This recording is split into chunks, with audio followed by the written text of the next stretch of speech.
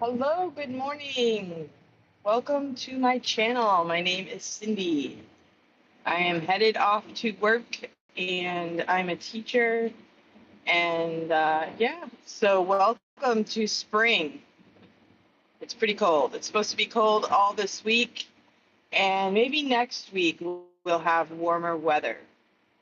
Today it is in the 30s this morning, and it's supposed to warm up midday, but it is very cloudy right now. So that means, hopefully the clouds will dissipate and we will get some sunshine today. How are you today? I was just thinking about gardening. It should be time to plant some seeds and watch them grow if you want to do a garden. Are you going to do a garden this year? Do you have an area to do a garden? I did a couple years ago, I did a lot of gardening in pots. That's a really fun way to garden if you don't have a lot of space or if you have an apartment. And so gardening is fun because you can just watch things grow, and it's a constant reminder of the miracles of God. And it's really fun to get fruit at the end of the summer. So I like to plant tomatoes and cucumbers and lettuce. And one way that I did lettuce was to plant a whole bunch of lettuce seeds in a pool. I just got some dirt, put it in the pool, put holes in the little plastic pool.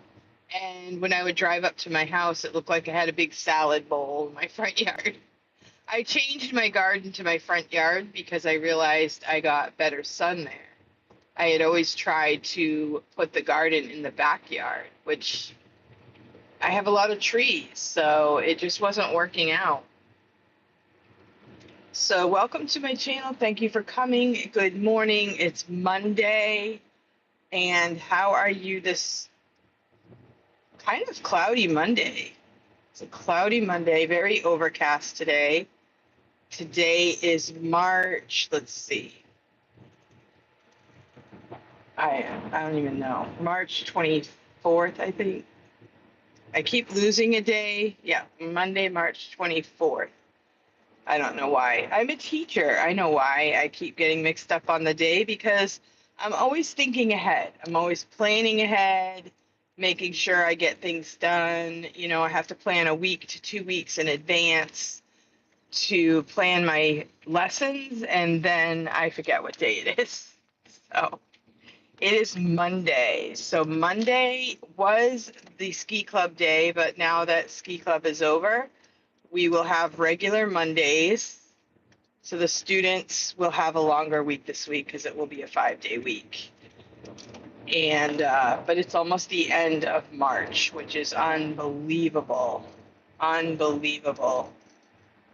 It's hard to believe. Okay, so spring is coming, and what's happening in your neck of the woods? So I guess it's really happening with education. The education reform is on its way. It sounds like the president of the United States is trimming the fat off of the expenses for the federal government. And I'm all for local decisions. And so he's saying, oh, way with the Department of Education. Hello, thank you guys so much for coming to this channel. I really appreciate it. Good morning. Good morning, Skylar Hope. Thank you so much for coming. And yeah, so I just wanted to talk to you a little bit about the Department of Education. And the idea is that we would put our decisions as local education decisions and not rely on the federal government for decisions for education. And it seems like that would make sense because I think we were doing better without it. So the idea is that parents would look out for their children and make sure that their children are getting the education that they want for their own children. That's the way it's supposed to be. We're supposed to be parents are the ones in charge of their children, and they send them to the school of their choice. Now, in America, we can send them to the public school, or there are other choices. We can even homeschool our own children. And homeschool is even different than it used to be. Like, we have curriculums that you can just do right at home, either on your computer, or you can read your own books, and you can get ready sooner. Like, you could graduate from high school at 16 if you want, if you finish all of the qualifications. You could move on to a trade, or you could, start college younger these days. So there are a lot more choices in education, and it's time for parents to take up that responsibility, and kids even. Right now, kids are kids until 18, but kids, if you're mature and you take control of your own education, you could get things done at a younger age. And so I think the opportunities are opening up for more and more education, which may mean more competition, but that means we have to work together. Winter weather today, so maybe they're expecting snow. They might be expecting snow today. I just saw a big sign that says winter weather. I know there was snow predicted last week, then it turned to rain predicted. Now it's back to snow predicted. I did not wear my boots today, but I did bring a warmer coat. And so, yeah, so education is opening up. Harvard, excuse me, Harvard is a school that is in the Boston area. And I just saw if your income as a family is under like 100,000, they will pay for you to go to school for free. And if it's under 200,000, you get free tuition. So, there are programs that are opening up for young people to get an education and to do their best. Now, it depends on the student, right? I mean, you can't just put a student in a school and expect the school to do the work. Eventually, the student has to uh,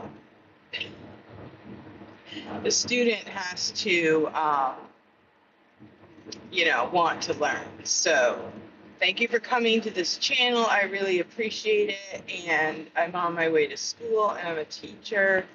And thank you so much for coming to this channel. So I will be in school most of the day today, and hopefully it doesn't snow too much. I don't think there would be a snow day today because there's not going to be any ice buildup or anything like that. And in New Hampshire, we have plows that come through, and it will be fine. So if it does snow, I don't think that traveling will necessarily be a problem. But, it does seem weird. We're talking about spring. We're talking about planting our gardens. My grandfather always used to say that when you got snow in the spring, it's kind of like fertilizer for the farmers, because they like to have something about the snow in spring fertilizes the gardens. So it's not all bad. Just means we have to wait a little longer for the warmer weather. So a little bit of traffic this morning.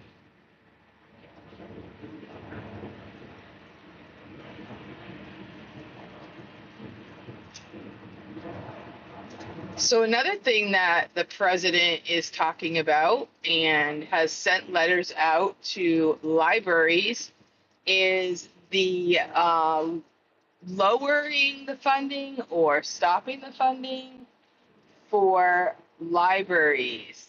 And I guess that affects the interlibrary loan. I've been involved in our library budget for a few years now, and the it's funny because I've not heard much about how much the federal government is involved in the library system. I guess federal government gives money to help the libraries with interlibrary loans and things like that. And so that's going to affect how the libraries are able to share books with one another. And I think that might be because the library system is kind of taking on a life of its own and maybe not serving the people the way it should, maybe just using the money to fund agendas that are not really agreed on by the communities. I don't know, I'm just guessing from what I've been involved in. So it'll be interesting to see how that plays out. We might have to, as a state, do our own interlibrary loan. We might have to cut down the activities that we're doing right now because of funding, but we might be able to find a different way of putting it together and maybe costing less money, because obviously we won't have as much money as we did. We'll see how that plays out. But I know the libraries are very upset about it, and change is always hard. No matter what, if it's a good change or what we might consider a bad change, people don't always like it.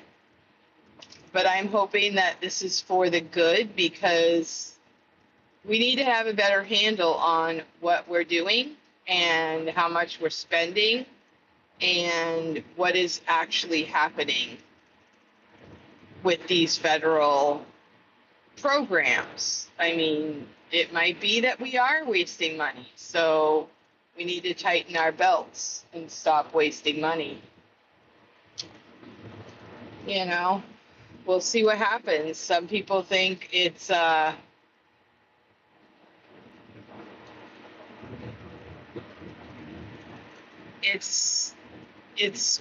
thing that we have to deal with right now, and there are people that are very upset about it. But I feel like it's upsetting to think that, oh, we had this funding, now we don't. But it's also our opportunity to reevaluate. What if we are wasting money? So we should, we should look out for ourselves, because people they forget, when you get money from the federal government, you're getting money from the people. The federal government doesn't have money. Your state government doesn't have money. They make a budget, and the money that they raise is from the people. So if you save money, you're saving money from the people, from yourselves. And when you get grants, you are paying loans back. So you're actually paying more money in the long run when you get loans. And you, like, say your town wants to build a school and you get a loan, you're going to pay more for that building than you would have if you had just paid outright. So you're paying more money, and somebody's making money when you pay interest on loans. So when we try to save money and we cut down the spending in the governmental areas, we are saving the people money. We're saving ourselves money. And so that's what we can hope for, is that, okay, we will cut down on the spending. We will trim the fat off the budgets. But the money better come back to the people in some way. That's all I got to say.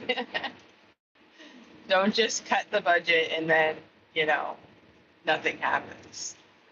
We need to be accountable to the people. That's what this is all about.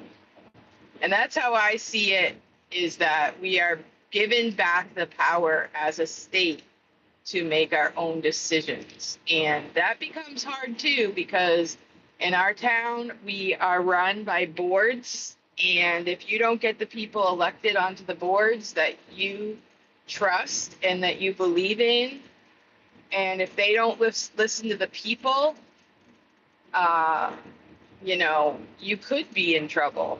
There are some towns that I know that have stubborn board members. But the idea is that the people will find the people that they can support that will be on the boards, people that will truly work for the people, and then that's how everything's supposed to run smoothly. By the people and for the people. That's how it's supposed to work. So that's my rant for today. The system is broken. Yeah, it totally is. Now, I am here testament to, now, I am not a millionaire.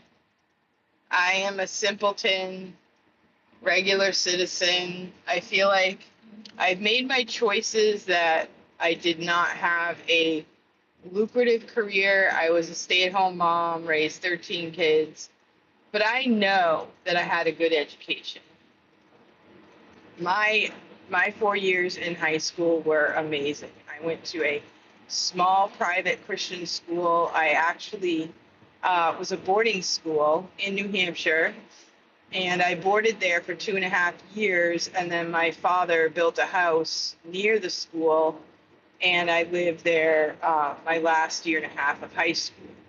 And I mean, I loved it. We studied hard. We learned, English, math, science, history.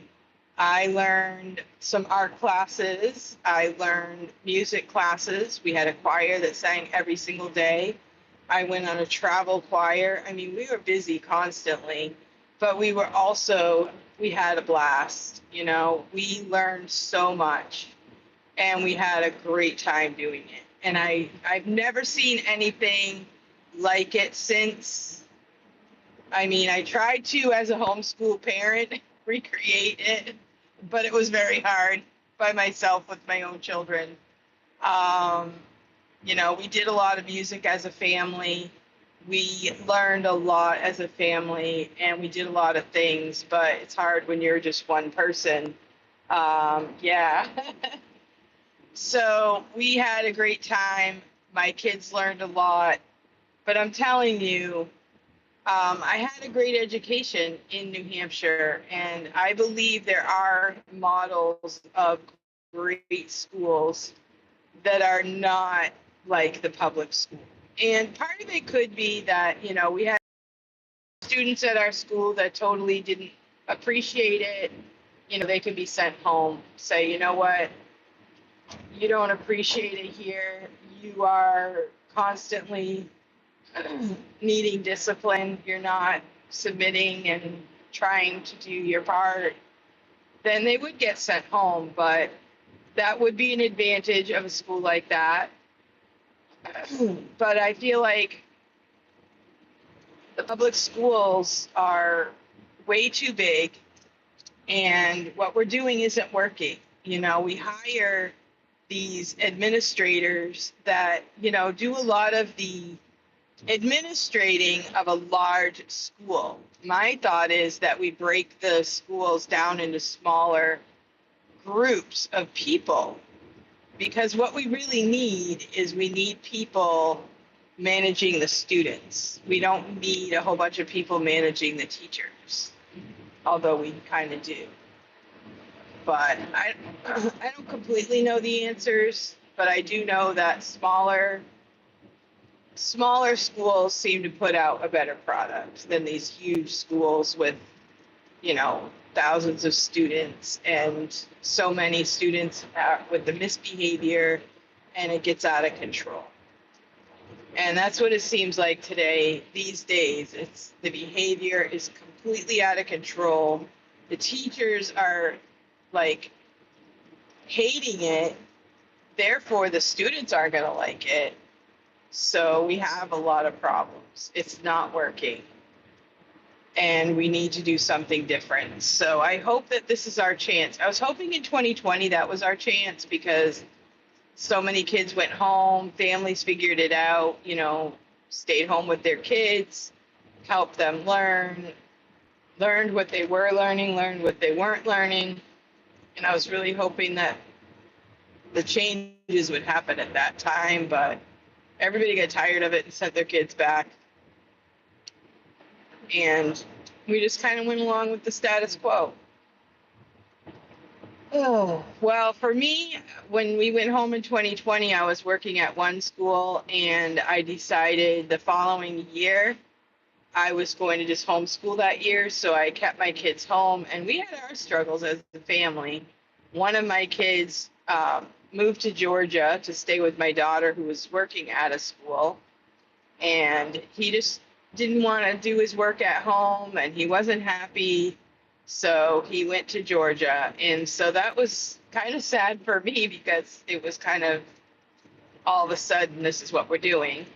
And then I had two boys at home. They didn't really like being home all the time. They missed being with their friends. And so we homeschooled for 1 year. And then the following year, I found a new school to work at. And that's where we've been ever since. So it did change our lives in many ways. I had kids in college that had to come home from college and didn't go back to the colleges that they had been at. They went other places. I had one daughter who graduated a year early, and she wasn't able to graduate from the school she went to. We had a homeschool type graduation. And so it was a lot of changes. I think we made the best of it, but some heartbreaking things happened, and it makes me mad thinking about it.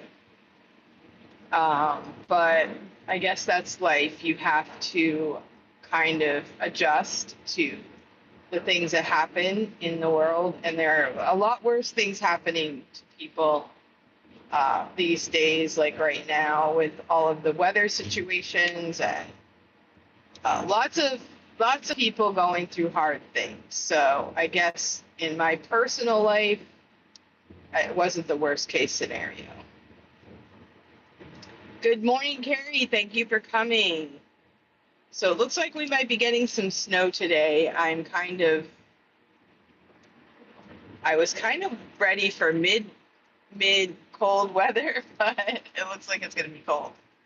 And the clouds are very, very thick today. I think we're going to be getting some snow, which is strange. We just finished ski club at the school, and ski club was kind of a fun day. Not everybody went to ski club, but quite a few students did. They met up, they go to school half day, and then they drove up together about an hour from the school. There's a slope there, and they went skiing, and we did that for several weeks. And today, no ski club. Last Monday it rained, so we had no ski club, and now we're done. So back to business as usual. But then we have March. We have this week to finish up. We'll be into April. Then we have 3 weeks in April, and we have spring break at the end of April. So that's how we live in the school as a teacher. Last week we had a 4-day week because Friday was a professional development day. And we came to the school to do some CPR classes. So that was a lot of fun.